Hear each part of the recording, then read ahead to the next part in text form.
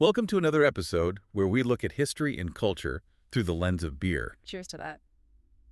This time we're traveling back to 19th century London. Ah, London. Yeah, to explore, well, an event that you might say is straight out of a historical thriller with a splash of, well, beer, of course. Indeed. And what might sound like, just a brewer's clumsy mishap. A bit of spilled ale, huh?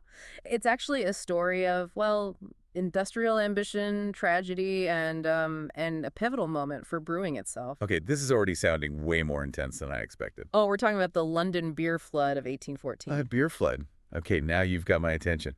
I have to admit, when I first heard about this, I pictured, well, like a giant keg exploding at a frat party or something. I can see the appeal in that image.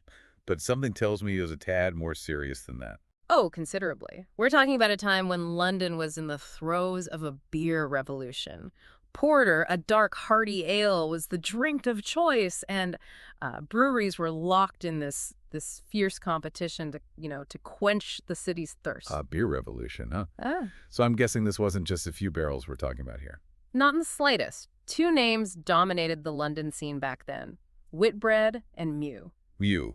That's the one with the exploding vat, Yeah, right? exactly. Henry Mew he'd recently inherited his father's brewery, the Horseshoe Brewery. Okay. And he was determined to make his mark. He envisioned these colossal brewing vats unlike anything London had ever seen. So we're not talking about your typical beer barrels here. Not at all. Imagine, if you will, towering wooden cisterns bound by these massive iron hoops, some reaching over 20 feet in height. Whoa, 20 feet. They were considered engineering marvels of the time, holding just unimaginable quantities of fermenting porter. Okay, now I'm starting to get a sense of the scale here. But even with these massive vats, I'm still having trouble picturing how a simple ale, even a popular one, could cause a flood. Well, it wasn't exactly simple, and it wasn't just the ale itself. These vats, they operated under immense pressure. Right, makes sense. And their construction, while impressive for the time, wasn't, shall we say, without its weaknesses. In this case, it was a single iron hoop on one of Mew's largest vats, a 22-foot behemoth. A 22-footer. Yes, filled with thousands of barrels of, maturing porter Oh, wow. that gave way. And boom, instant flood. Not quite instant. It seems a clerk, George Crick was his name, noticed the broken hoop, but for reasons that, well, are still debated today, didn't immediately raise the alarm. Really? Maybe such incidents weren't, all that uncommon. Or perhaps he underestimated the potential danger. Well, whatever the reason, I'm guessing that decision had some pretty significant consequences.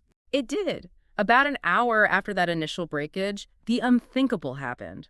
With a roar that shook the neighborhood, the weakened vat buckled and burst open, releasing this torrent of porter. Now, we're not talking a gentle spill here, right? This wasn't just a few points overflowing. Oh, no. This was, it was a catastrophic eruption, really, you could say, of epic proportions. Okay, so when you say catastrophic, Historical accounts, they estimate that anywhere between 128,000 to, a mind-boggling 323,000 gallons of porter surged out of the brewery, it's kidding. creating a wave of beer over 15 feet high. A 15-foot wave of beer. That's just, I don't even know what to compare that to. I imagine this wasn't just a matter of, hosing down the brewery yard afterward. You're absolutely right. This wasn't a cleanup. This was a full-blown disaster. Wow. The sheer force of the flood, it demolished buildings. Oh, no. Particularly in the impoverished St. Giles Rookery area, just behind the brewery. St. Giles Rookery. Okay, now that name rings a bell. Wasn't that a notoriously rough part of London even back then? It was. The Rookery was, it was known for its overcrowded, squalid living conditions. Right. Largely populated by impoverished Irish immigrants. And they were the ones hit hardest by this. They were the most vulnerable, absolutely. And tragically, they bore the brunt of this disaster. This is where the story takes that heartbreaking turn you mentioned, isn't it? Yes. 8 people lost their lives in the flood. Oh, my gosh. Swept away by the sheer force of this deluge of beer. Wow. And among the victims were actually several mourners attending a wake. A wake. A gathering for a 2-year-old child. Oh, The image of that wake, already steeped in grief, being struck by this torrent of beer, it's truly devastating. It's hard to imagine a more poignant illustration of the social inequalities of the time. This wasn't just an accident. It was a tragedy amplified by poverty and neglect. Yeah. Precisely. And it raises questions about responsibility and accountability that resonate even today. I can only imagine. So what happened in the aftermath? Yeah. Was anyone held accountable for this loss of life? Well, a coroner's inquest was convened, which is basically a formal inquiry into the cause of death, you see. Okay. And this is where the story takes another interesting turn. Okay, I'm sensing a but coming here. You're right to be skeptical. The inquest ultimately ruled the entire incident as an act of God, An act of God. Are you serious? essentially absolving Mew & Co., the brewery, of any legal responsibility for the deaths and the destruction. So no compensation for the victims, Yeah. no real consequences from you. He did face, of course, significant costs for brewery repairs, and of course, he lost a significant amount of beer. Right.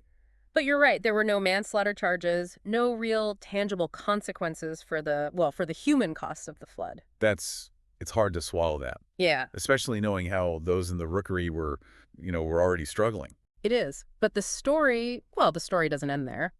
As tragic and frankly infuriating as the London beer flood was, it ended up having a lasting impact on the brewing industry as a whole. Really.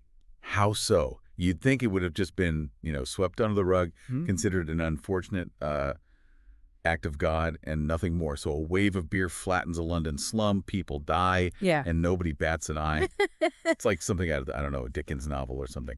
But you're saying there's more to this. Absolutely. You see, this wasn't just about, one brewery or even one incident. The sheer scale of the London beer flood, it sent shockwaves, you could say, through the entire brewing world. It Right. forced brewers, and not just in London, mind you, but across the globe, really, to confront the inherent dangers of these massive, unreliable wooden vats. So it was like a wake-up call for the industry, kind of a tragic turning point. Exactly, and a necessary one. Remember those enormous wooden cisterns bound with iron hoops we talked about? Well, after the flood, they started to look less like marvels of engineering and more like accidents waiting to happen. Right. I mean, who wants to be the next Henry Mew, right? Precisely. Facing public outrage and financial ruin, even without, being held legally responsible. The incident really sparked this movement towards safer, more efficient brewing technologies. Brewers they began experimenting with new materials, stronger reinforcements, different shapes for the bats, all sorts of things. So in a way, this tragedy, it actually spurred a wave of innovation.